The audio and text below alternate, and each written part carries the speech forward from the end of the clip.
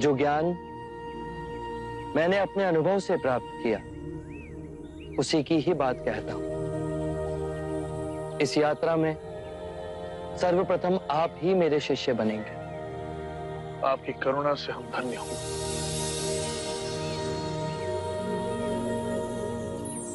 अज्ञान ही दुख, भ्रम, चिंता को जन्म देता है। लोभ, क्रोध, अभिमान, दुविधा, ईर्ष्या, भय इसी अज्ञान की संतान है। माया का खेल विपरीत का है, दो रूपों का है। मध्य में ही रहो, धूमकेतु तारे की तरह। ना शरीर को सुखाओ, ना उसकी वासना को चारा खिलाओ। मध्य में ही केंद्रित रहो। जब हम माया के द्वैत रूप को पहचान लेते हैं, तब सब दुख, चिंता समाप्त हो जाती है। तब हमारे अंदर प्रेम और स्वीकृति का भाव जागृत होता है, जो मूल में एक ही भाव है। इस ज्ञान के बाद हम किसी से घृणा नहीं करते, ऐसे व्यक्ति से भी नहीं जो हमसे क्रूरता करता है,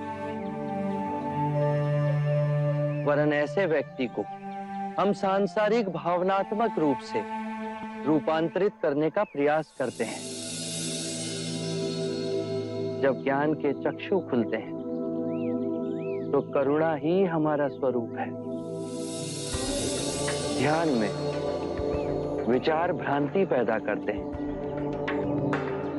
बुद्धि ने सत्य को विषय और वस्तु में विभाजित कर दिया है, मैं और तुम में बांट दिया है, और इस विभाजन ने जीवन को समझने में भूल की। मनुष्य भावनाओं में बंधा खंडित होता गया, और लालच, मोह, तृष्णा की पकड़ उस पर बढ़ती गई।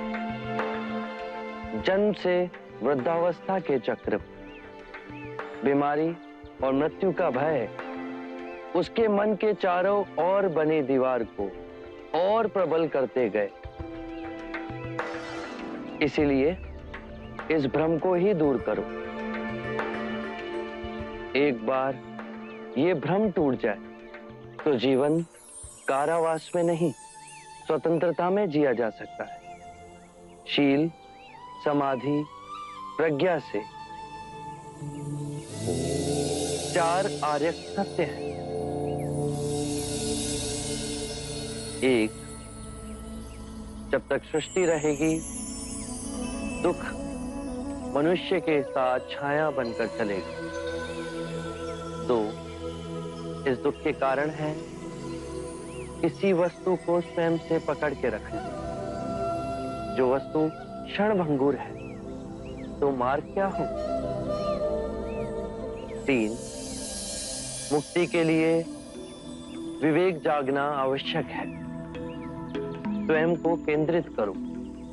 जो आए, चाहे दुख की सूचना या आनंद की परछाई, इसके बीच स्वयं को स्थिर रखो। 4, इस मार्ग पे दुख के बंधन टूटेंगे और परम सत्य की उपलब्धि होगी।